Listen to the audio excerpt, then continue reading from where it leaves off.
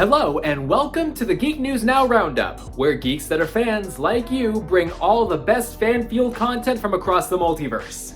Thank you for joining me, Cam of Cam in Focus here on today's edition of the Roundup.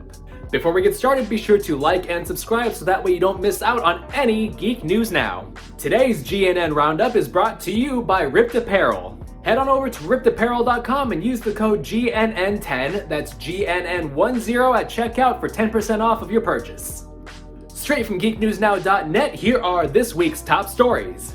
Leading off today's edition of the Roundup is Chris East's opinion piece on why games have been doing Spider-Man better than the MCU. Specifically, Spider-Man in the MCU versus Spider-Man for the PS4. Now, it's not a controversial opinion for him to say that Spider-Man is his favorite superhero. Spider-Man has been web-slinging, fighting bad guys, and battling emotional trauma for over 50 years.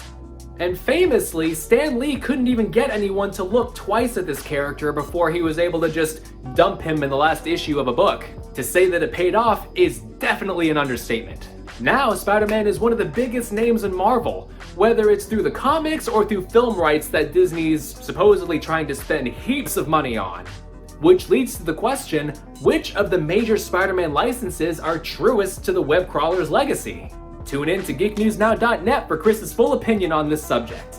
Sinnoh returns in Pokemon Brilliant Diamond and Shining Pearl. Nathaniel Cruz takes a look at the upcoming title, which is coming to Nintendo's Switch on September 19th. As we await the upcoming Pokemon game, join Nathaniel on GeekNewsNow.net to see what Game Freak has in store for us. Star Wars The Bad Batch Season 1 is done, and we have two ways for you to get the full story on it. First, on GeekNewsNow.net, Jacob Maheda's opinion is that the show had a very strong first season. According to Nielsen ratings, after only 2 episodes, the show skyrocketed to the most popular show on Disney+. It picked up during the end of Revenge of the Sith, with the Clones and Order 66. The tragic end to the Jedi was witnessed by Clone Force 99, otherwise known as the Bad Batch. Cam from Cam in Focus, that's me, on the other hand, had a different opinion about the show. Although I did enjoy the show, I wasn't quite blown away by the character development, or, in my opinion, the lack of. Find the full video on GNN's YouTube channel under Cam in Focus. On behalf of all of us here at Geek News Now, I've been Cam of Cam in Focus, thanking you all for joining me on today's edition of the GNN Roundup. And if you haven't already, be sure to like and subscribe so you can keep up with all of our favorite fan-fueled content and keep up with all of our Geek News Now.